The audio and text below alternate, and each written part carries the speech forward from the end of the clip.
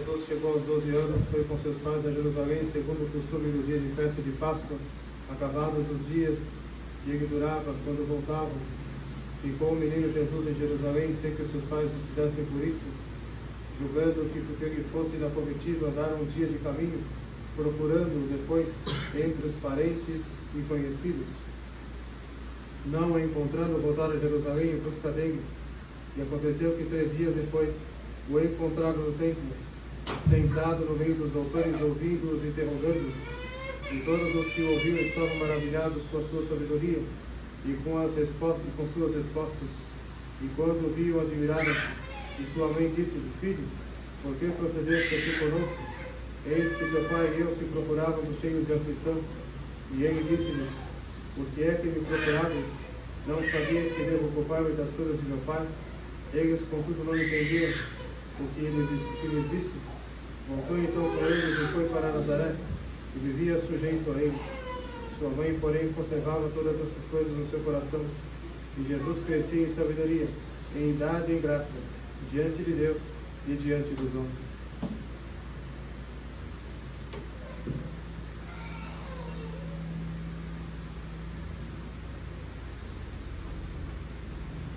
Caros irmãos, essa missa está sendo celebrada em intenção pro foco em nome do Pai, do Filho e do Espírito Santo. Amém. Caríssimos irmãos, nós estamos celebrando esse domingo, que é o primeiro domingo depois da Epifania.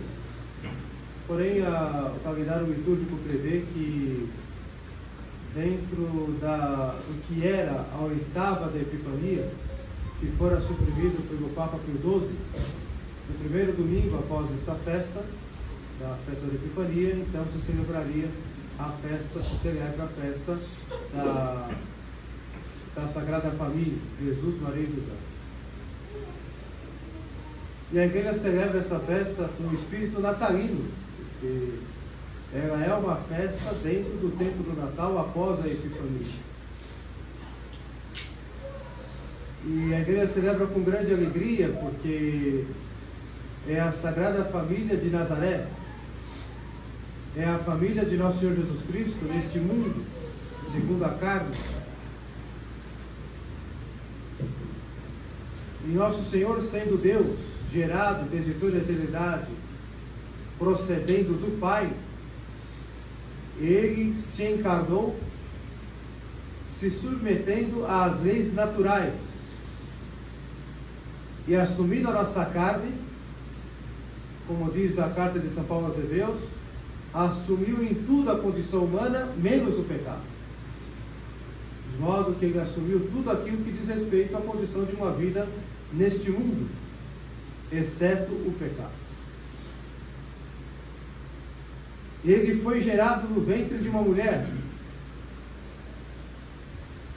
Foi gerado de maneira miraculosa, pela ação do Espírito Santo, o gerando no seio imaculado de Nossa Senhora, preservado do pecado original, gerado não segundo a vontade da carne, mas segundo a vontade de Deus, pela ação do próprio Espírito Santo.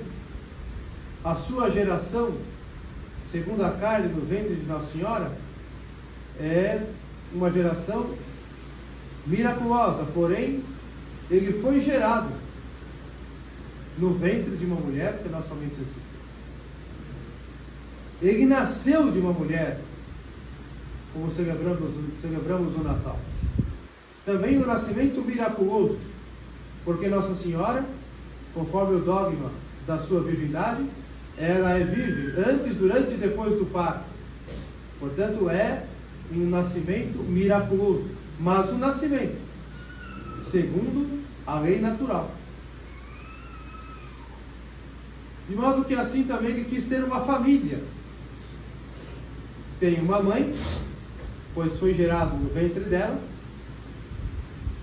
Portanto, ele, segundo a carne, tem a substância, a natureza da mãe.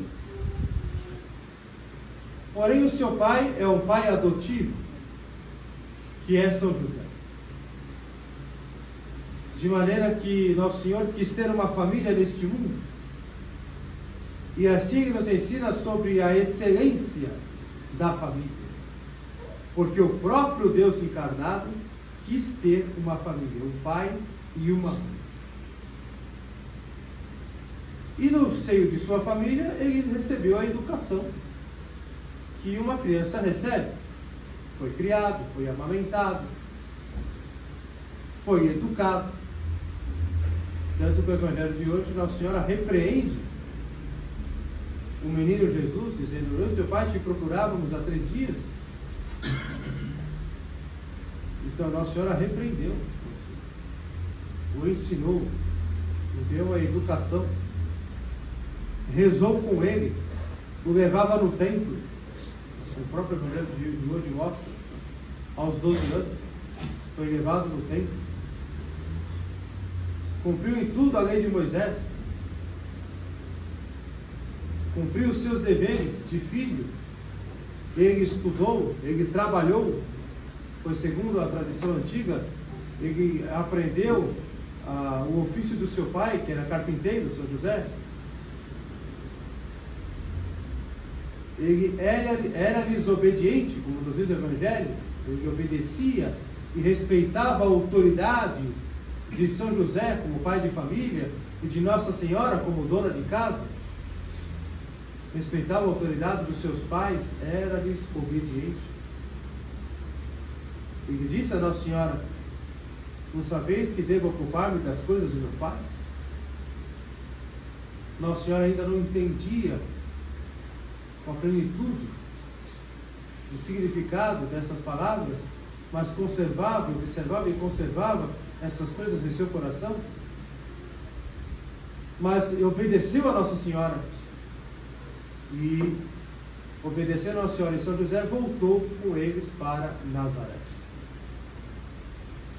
Disse para ela que o seu lugar era no templo, servindo a Deus. Porém, obedeceu Nossa Senhora e São José e voltou com eles para Nazaré. Do nascimento de Nosso Senhor, após o nascimento de Nosso Senhor, até o início de sua vida pública, nada se sabe sobre aqueles 30 anos de vida oculta da Sagrada Família em Nazaré. E a Igreja não nos deixou nada escrito de explícito, porque para a Igreja sempre foi tão óbvio o que era a vida em Nazaré. A vida de uma família, mas não qualquer família. A Sagrada Família. Portanto, as virtudes de um chefe de família, as virtudes de uma dona de casa, as virtudes de um filho, tudo isso para a Igreja sempre foi muito óbvio. A fonte, o exemplo de virtudes domésticas que é a Sagrada Família. De modo assim que, para a cristandade, a Sagrada Família é o grande exemplo e inspiração das virtudes familiares, das virtudes do chefe de família, das virtudes da dona de casa. A Sagrada Família é a grande inspiração. Nós sabemos quais são as virtudes de cada qual, do pai de família, da dona de casa, quais são as virtudes familiares, sabemos quais são. São muitas. Pois é, a Sagrada Família de Nazaré, ela é a excelência no exemplo destas virtudes. De modo que tudo isso nos revela uma predileção de Deus pela família. Uma na ordem natural, porque Deus, Nosso Senhor, ao criar o homem, o criou homem e mulher. Homem e mulher os criou, como nos diz o livro do Gênesis. Criou o ser humano homem e mulher. E lhes deu capacidade de multiplicarem-se para constituir a família. Isso na ordem natural. Na ordem sobrenatural, Nosso Senhor Jesus Cristo instituiu o sacramento do matrimônio para ser a base, o fundamento sólido da vida da família. De modo que elevou da ordem natural, constituindo a família na ordem sobrenatural, com um destino, uma vocação para a eternidade, De forma que, como ensina Santo Agostinho, os filhos que são colocados na terra são educados para o céu. Aqueles que os colocam na terra são destinados ao céu. Por isso que sua formação, sua educação deve ser católica, porque o seu destino não está neste mundo.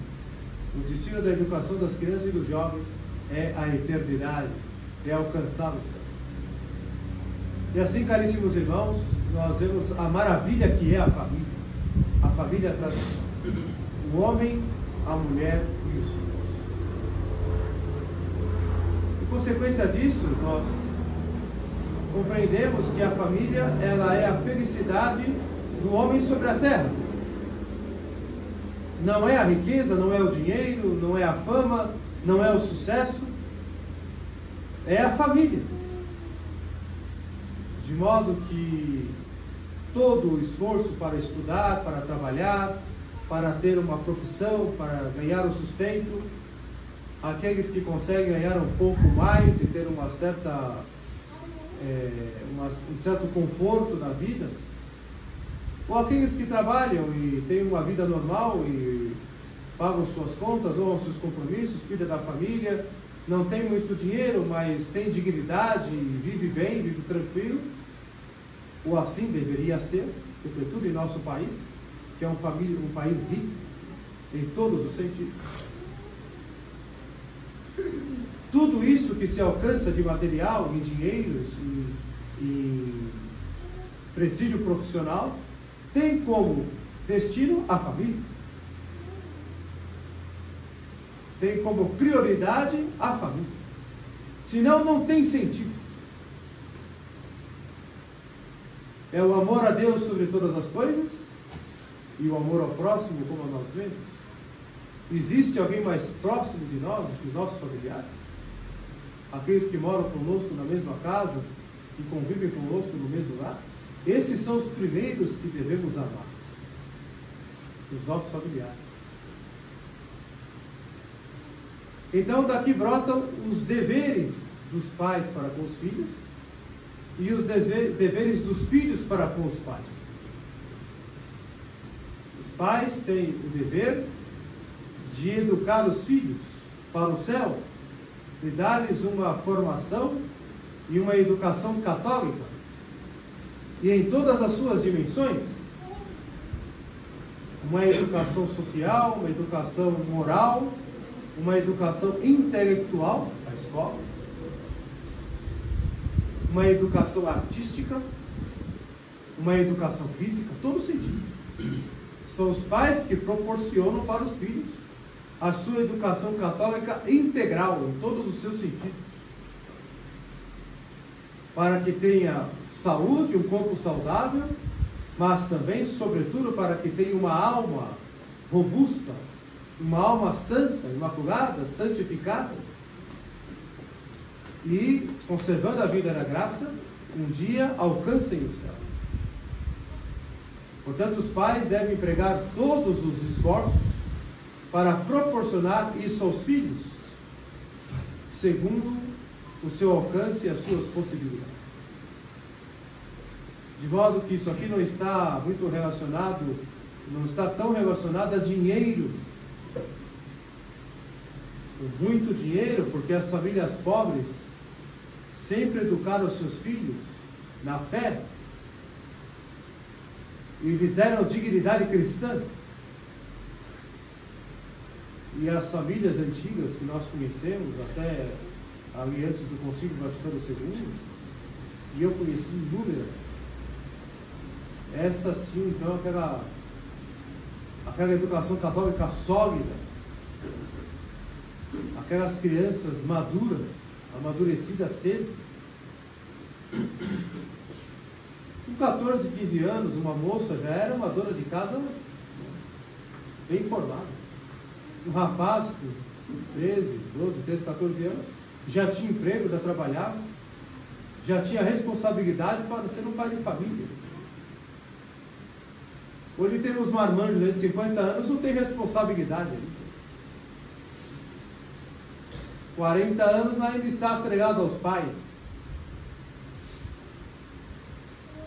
Então, caríssimos irmãos, nós percebemos o que a igreja nos proporcionou e o que o modernismo e a revolução nos tirou do que a igreja nos deu. A consciência do dever familiar.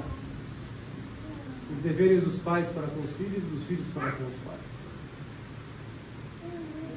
De modo que os pais devem educar seus filhos já dando-lhes a maturidade, a responsabilidade precoce, para que chegando no momento certo, da idade adulta, já tenham então a consciência, já tenham então a responsabilidade necessárias para que possam constituir a sua família. Já compreendendo que todo o seu estudo, o seu trabalho, todo o seu dinheiro deve ser empenhado para a constituição da sua família e a educação dos seus filhos que virão.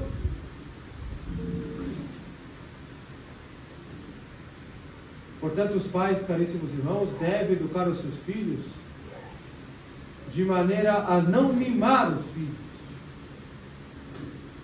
E esse foi um grande erro da modernidade.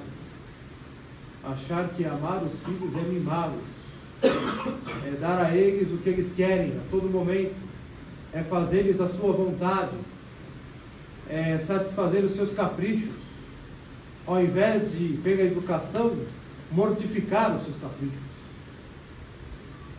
É satisfazer as suas más tendências, ao invés de mortificar suas más tendências.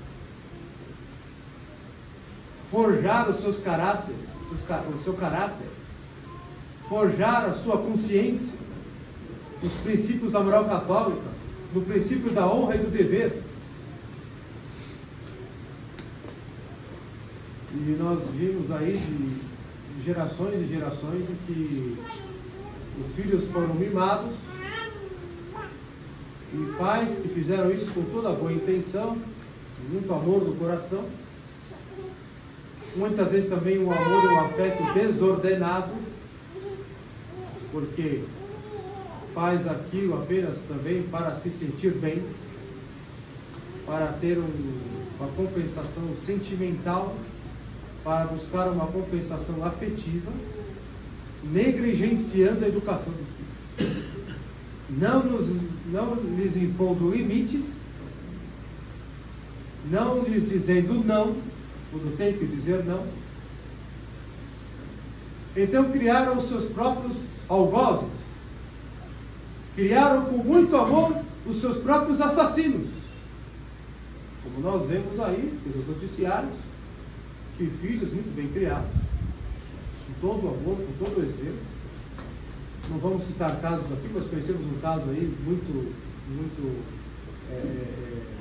particular, que tomou uma dimensão aí midiática tremenda, né? De pessoas muito bem criadas, com conforto, até, né? Em que os pais nunca deixaram de faltar nada, com muito amor, com muito carinho, com muito afeto, e os pais foram mortos a pauladas à cama. Então, mulheres que são mortas pelos filhos, porque depois caem nas drogas, isso depende de classe social, nós sabemos muito bem. Os pais mimam os filhos, depois esses viram seus algozes e viram seus assassinos.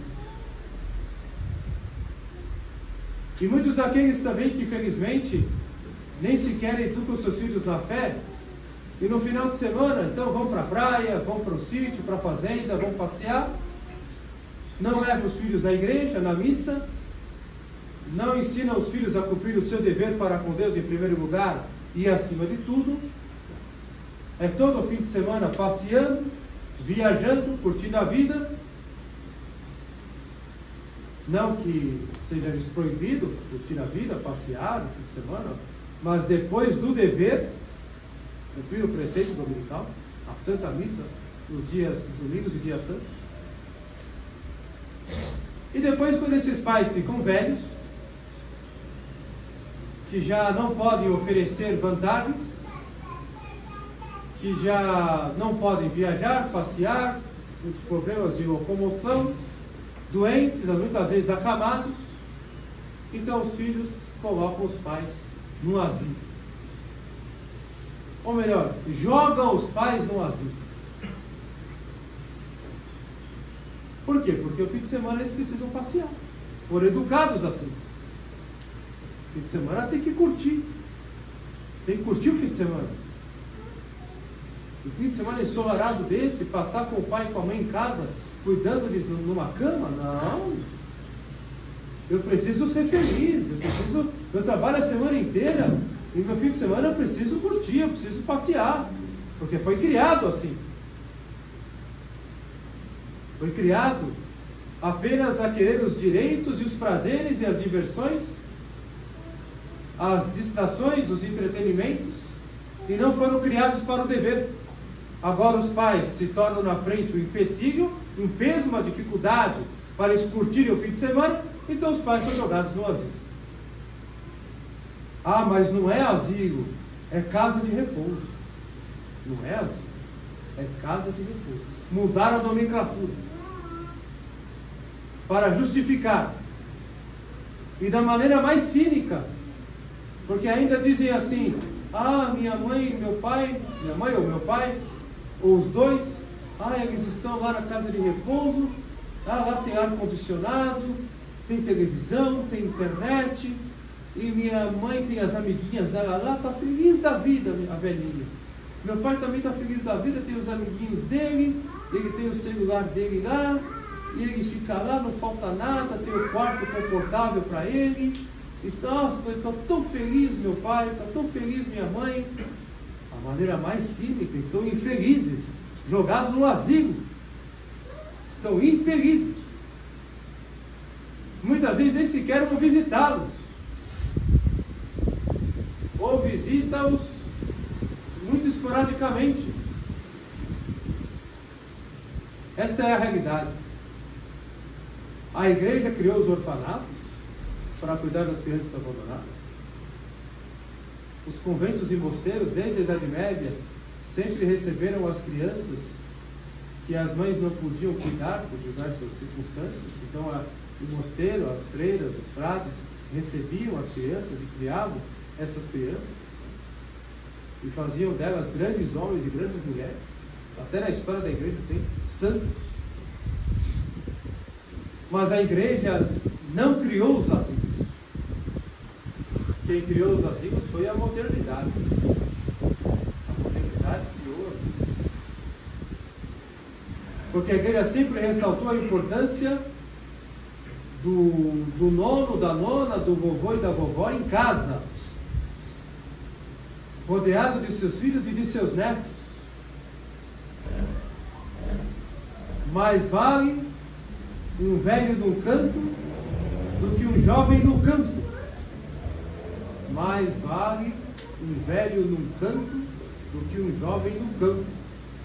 O jovem tem o vigor, tem a saúde, tem a juventude para cuidar da lavoura. Mas o velho, ele tem a experiência, ele tem a vivência, ele tem os anos de conhecimento, de sabedoria para administrar a lavoura que o jovem não tem. Então o idoso, uma idosa, não pode ser jogado no asilo. Eles devem ser tratados, cuidados dentro do lar. E ali lhes prover o que for necessário. Ah, mas é muito caro. Ah, mas é muita despesa. Ah, mas é muito sacrifício. Mas e a despesa, o sacrifício que os nossos pais tiveram que suportar para nos criar? Aqui temos pais que têm crianças de colo. Os pais que há pouco tempo eram jovens, que estavam solteiros, agora casaram na igreja, tiveram filhos, não tinham ideia do que é cuidar de uma criança, agora tem. O sacrifício que faz para cuidar de uma criança é fácil? Pois é, os nossos pais fizeram por nós. Hoje até temos muitos meios, mas, por exemplo, o sacrifício que os meus pais fizeram para cuidar de mim, que não tinha nenhum meio que temos hoje aí, as facilidades que temos hoje. Hoje temos muitos meios. É dispendioso? É. Mas temos muitos meios que facilitam até a vida dos pais. Mas não deixa de ser um sacrifício. nunca se deixará de ser um sacrifício. Ah, mas eu faço por amor, para mim não é sacrifício. Claro que é sacrifício. São noites e noites sem dormir, sem descansar direito, sem comer direito. É um sacrifício intenso e também contínuo para cuidar dos seus filhos. E agora, os filhos crescidos, já maduros, já casados, até com filhos e netos, não quer cuidar dos seus pais? Vai lhes jogar num asilo? Para que lá morram logo?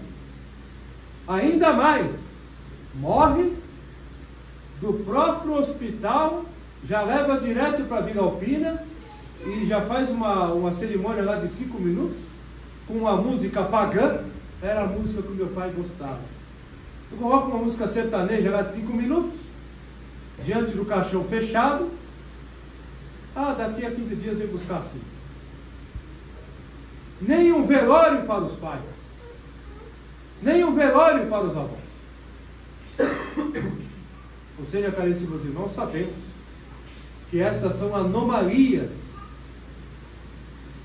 que estão acontecendo entre nós, debaixo do nosso nariz, e nós estamos de braços cruzados, ficamos indignados, criticamos, achamos errado, mas não fazemos nada. Nós temos que fazer, nós temos que falar, nós temos que nos contrapor a essas consequências nefastas do modernismo. Muitos crescem, vão morar juntos e compram um cachorrinho, os famosos pais de pets. Vão cuidar de cachorro. Ah, mas cuidar de filho é muito dispendioso. Ah, e o cachorro não é dispendioso. Não querem ter filhos, evitam filhos para cuidar de cachorro, para cuidar de animais. Animais que não têm consciência, não têm alma, que nem sabem que eles existem, que lhes têm afeto, lhes têm carinho, por instinto animal, mas não tem consciência. O animal não sabe que quem está ali na frente dele existe, não tem consciência, portanto não tem amor. O animal não pode amar, porque não tem vontade, não tem inteligência para amar. Nós se tornam pais de pets. Ou seja, caríssimos irmãos, diante de todas essas atrocidades, o aborto, que no Brasil já virou praticamente algo legalizado. Qualquer moça que vai no hospital para o abaito e diz que engravidada do namorado, e diz que foi estuprada, ela faz aborto porque ela não é obrigada a comprovar que foi estuprada, porque ela não pode passar por esse constrangimento. Portanto, qualquer moça que vai no hospital para o abaito, ela vai lá e faz o aborto na mesma hora. Ou seja, o aborto no Brasil está praticamente, na prática, está legalizado. E nós não percebemos ainda. A ideologia de gênero, que quer inventar uma nova modalidade de família, contra a natureza, contra a vontade de Deus, contra o ensinamento da Santa Igreja. A própria eutanásia, que quer pôr fim à vida de uma pessoa que, pela graça de Deus e por um milagre, ela pode viver. E isso temos provas abundantes em relação a isso. Diante de doenças graves e terminais, de pessoas que são curadas, mas que no final fazem a eutanásia com pretexto de poupar a pessoa do sofrimento. É o mundo pagão, é o mundanismo, é o modernismo, que tomou conta dos espíritos, que tomou conta das almas. Mas tudo isso, caríssimos irmãos, não pode influenciar o nosso lar, as nossas famílias, as nossas casas. Deve-se cuidar da educação dos filhos, educá-los para o dever. E o primeiro dever, o quarto mandamento, honrar pai e mãe. Se os pais têm o dever de dar toda a educação com amor, com carinho para os seus filhos, devem fazê-lo não negligenciando isso, mimando os filhos. Porque mimar os filhos não é amor aos filhos, é amor desordenado por si mesmo. Mimar os filhos é amor desordenado por si mesmo, porque quer ter o agrado dos filhos, porque não quer contrariá-los. É o sentimentalismo e uma busca afetuosa de si mesmo. Na prática é isso. Mimar os filhos é negligenciar a educação dos filhos. E quem mima os seus filhos está criando o seu próprio assassino, está criando um monstro dentro de casa, está criando o seu próprio algoz, está criando o seu próprio inimigo dentro de casa. Porque ele vai crescer e ele vai querer só fazer as vontades dele. Então temos essa sociedade aí que está aí. Uma sociedade de gente folgada, onde cada um só pensa em si, onde cada um só quer vantagem sobre os outros, só quer direitos, mas não quer os deveres. Por quê? Porque foram educados assim. Ou seja, foram deseducados. Nossa sociedade se tornou um bando de gente folgada, onde cada qual só pensa em si mesmo, nos seus próprios interesses. Portanto, somente a graça de Deus e a educação católica pode mudar isso. Então, as nossas crianças pequenas aí devem ser educadas de tal maneira e não serem mimadas. Educar com amor é educar com carinho e com rigor. Como diz nosso Senhor, seja o vosso sim, sim, seja o vosso não, não. O que deve dizer sim, se diz sim. O que deve dizer não, se diz não. Seja gostando ou não. Seja agradando ou não. Sim, sim, não, não. Não mimar os filhos. Não negligenciar a educação deles. Lá na frente, nós teremos então crianças, jovens, adultos. Essas crianças agora, mas lá na frente, serão jovens, adultos, livres de depressão, livres de uma série de traumas criados, né? Livres de uma série de caprichos, jovens e adultos maduros, conscientes, né? Responsáveis, e que chegando ao entendimento do que é a vida a partir da adolescência, já não querem ser ajudados pelos pais. Não, agora eu tenho que retribuir aos meus pais. Então agora que eu tenho responsabilidade, estou estudando, que vou agora trabalhar, meus pais não têm que me dar mais nada.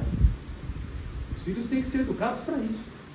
Agora eu vou retribuir aos meus pais. Agora eu não vou pedir dinheiro para o meu pai, pedir dinheiro para mim. Não. Eu vou dar dinheiro para o meu pai e para minha mãe. Eu agora que vou fazer as vontades deles. Eu agora que vou cuidar deles. Até a velhice deles. E dar-lhes todo o conforto que eu puder.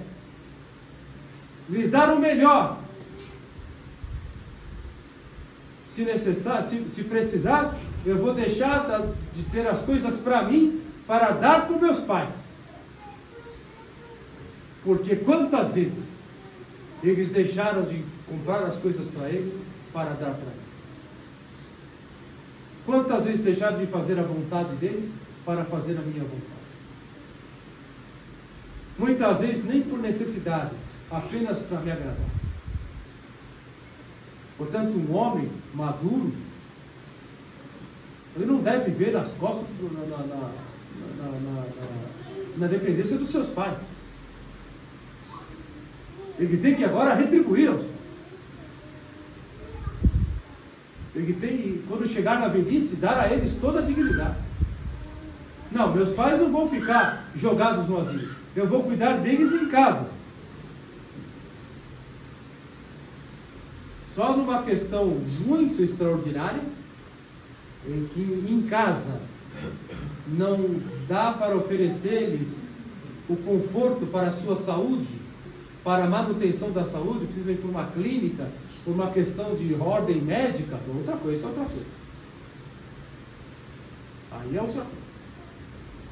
Mas meu pai e minha mãe, até a velhice, vai ser cuidado em casa. E vão morrer rodeados pelos seus filhos e por seus netos. Vão morrer depois de receber os sacramentos, com toda a dignidade. Esse deve ser o pensamento do filho bem educado em casa, na família tradicional católica. É assim que o filho tem que pensar. Esse senso de honra, de responsabilidade, de dever. O rapaz já deve crescer na sua adolescência com aquela mentalidade do provedor. Ele tem que ser um homem de verdade, um varão de verdade, para cuidar da sua esposa e dos seus filhos. A moça também, ela deve ter a responsabilidade, as qualidades de uma dona de casa para cuidar do seu marido e dos seus filhos. Mesmo que ela tenha os estudos dela, a profissão dela, sim, tudo bem. Mas em primeiro lugar, o marido e os filhos. Essa é a vocação dela. Em primeiro lugar, a esposa e os filhos. Esta é a vocação dele. Esses são, caríssimos irmãos, valores dos quais nós não podemos abrir mão por nada, nem que precise derramar o sangue por eles. Porque são os valores que nosso Senhor abraçou, para nos dar o exemplo. De modo assim, caríssimos irmãos, que a família se torne então o fundamento da nossa própria vida, a base da nossa vida neste mundo. O nosso lar é o pequeno paraíso que nos prepara para o paraíso celeste. E Santo Agostinho também ensina, na Cidade de Deus, na sua obra, de que nós, quando chegarmos no céu, encontraremos os familiares com quem convivemos e amamos nesta terra, aqueles que alcançaram o céu. Nós conviveremos com eles eternamente no céu. A família bem constituída na terra, ela tem como vocação um dia habitar no céu. Então esse é o nosso objetivo. Esse destino sobrenatural da família. Esse cuidado da família. Portanto, é lamentável. É lamentável a maneira com que as pessoas hoje em dia vivem. As famílias destruídas. Os idosos jogados num asilo, que não é casa de repouso, é asilo. Estão abandonados lá. E lá morrem sem sacramentos.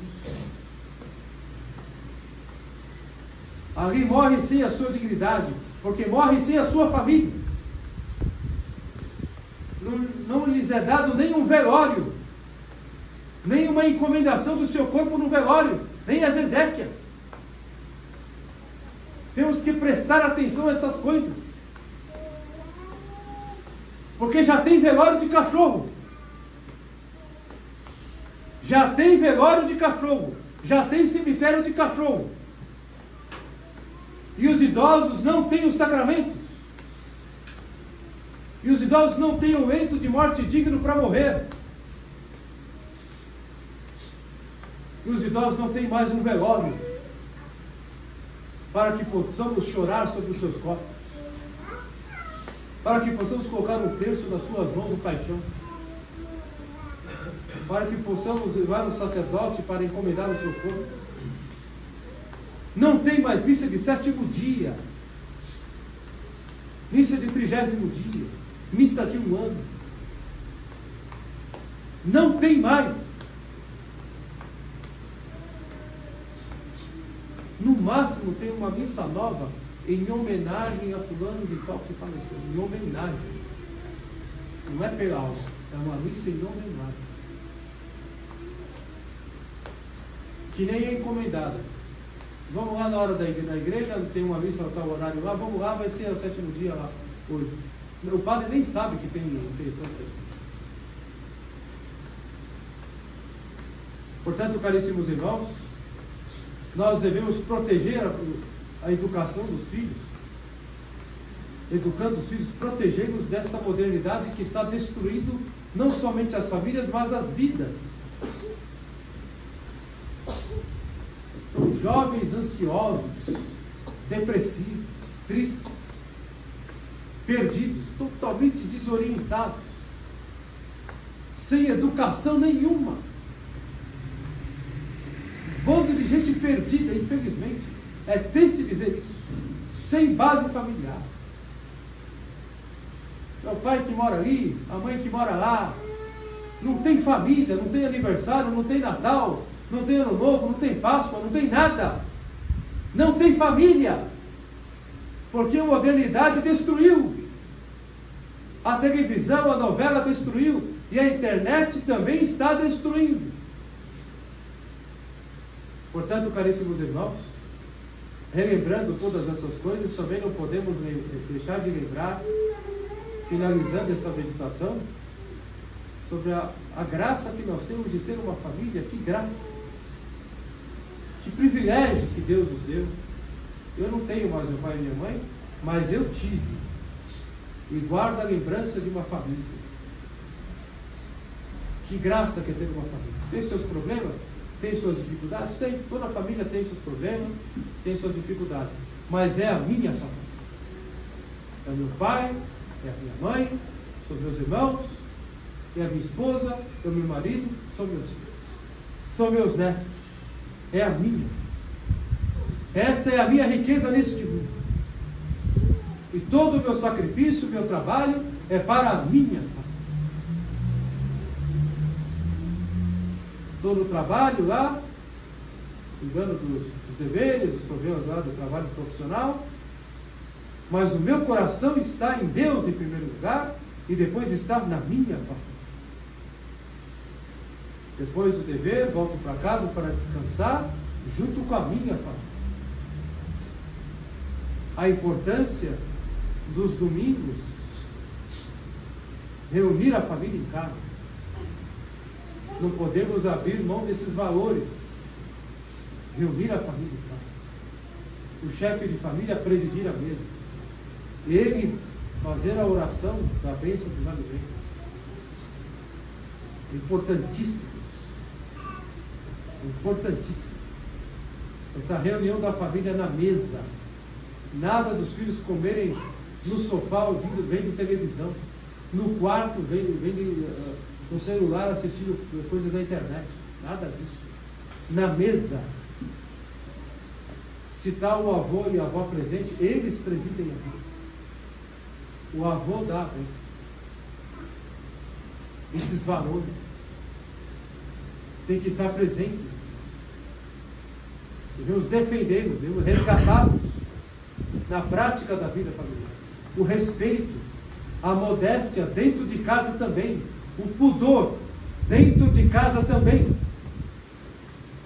O respeito dentro do lar deve ser cada vez mais levado a sério, levado a consequências práticas. É mudando os costumes, caríssimos irmãos. É nos costumes que vamos mudando o modo de vida da família, o estilo de vida familiar, abandonando o modernismo e a família se tornando católica. É nos costumes, é na prática, não é na teoria, não é nas boas ideias, é na prática. Tem que mudar costumes, tem que mudar os hábitos. É dessa maneira que a família então vai se edificando. E esse patrimônio cristão católico e familiar vai então sendo passado para as outras gerações. Os seus filhos, seus netos, eles vão passando para outras gerações. de maneira então que a família sempre é edificada. Conscientes também de que tudo isso, do qual nós temos consciência, teremos que um dia prestar contas a Deus. Prestar contas a Deus, da vocação de chefe de família, prestar contas a Deus, da vocação de dona de casa. Tenho que prestar contas a Deus se eu honrei meu pai e minha mãe. O respeito, a obediência para com meu pai e com a minha mãe. O cuidado que eu devo para com eles.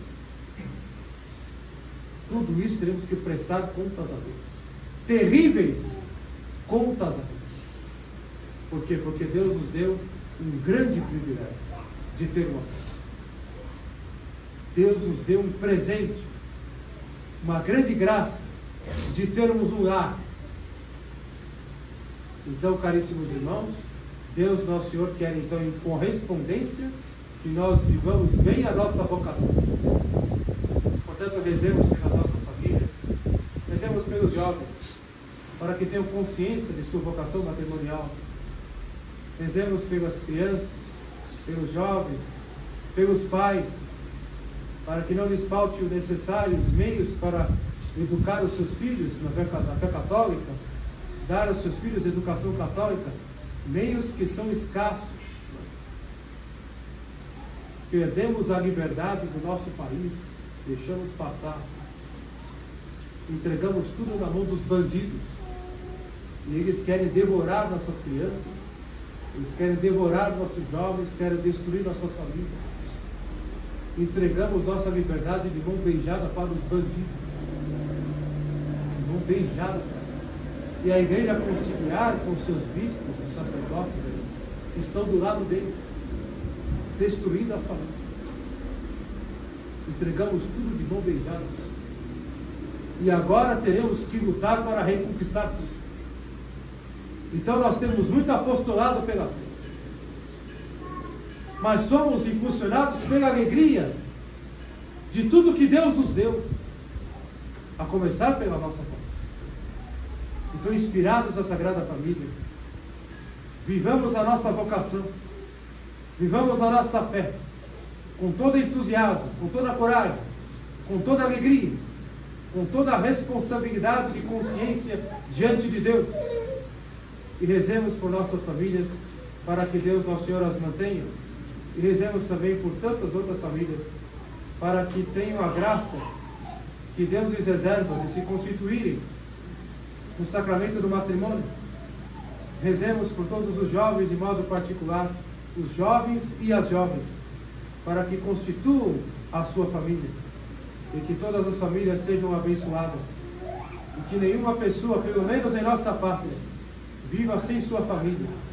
Tenha sua educação, tenha a sua base, tenha a sua constituição interna, interior, baseada, edificada na sua família. Que a Sagrada Família, então, Jesus, Maria e José, abençoe todas as nossas famílias. Louvado seja o Senhor Jesus.